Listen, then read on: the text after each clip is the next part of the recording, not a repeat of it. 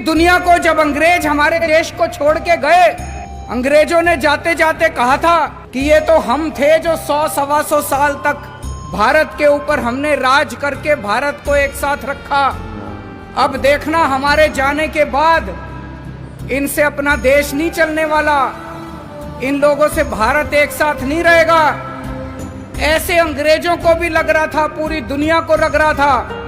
दोस्तों आज 70 साल हो गए, भारत एक साथ भी है और खूब तेजी से तरक्की भी कर रहा है, और उसका केवल एक कारण है, हमारे देश का ये संविधान।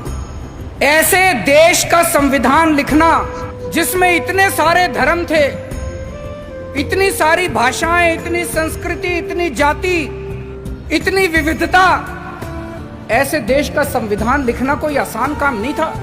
बाबा साहब अंबेडकर ने पूरी दुनिया के संविधान पढ़े, सारे देशों के संविधान पढ़े, जहां से जो जो अच्छा मिला वो सारा उन्होंने इस संविधान के अंदर डाला, और इतना शानदार संविधान बाबा साहब अंबेडकर ने हम लोगों को दिया। संविधान में लिखा है बराबरी का अधिकार होगा। अभी तक यहां इतने सारे बच्चे बैठे हैं, अगर कोई बच्चा गरीब घर में पैदा होता था और कोई बच्चा अमीर घर में पैदा होता था, क्या उनको बराबर की शिक्षा मिलती थी? नहीं मिलती थी। तो क्या बराबरी का अधिकार था? नहीं था।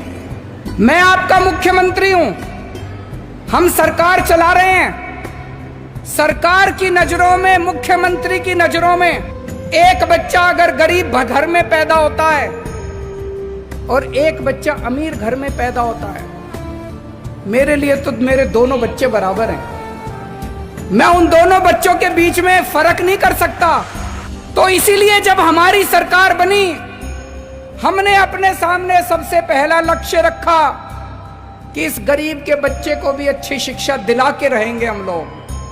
दिल्ली में जो भी बच्चा दिल्ली में पैदा होगा, चाहे वो गरीब का बच्चा हो चाहे अमीर का बच्चा हो, सबको अच्छी शिक्षा मिलेगी, सबको एक जैसी शिक्षा मिलेगी। दोस्तों आज 5 साल के अंदर हमने वो करके दिखाया।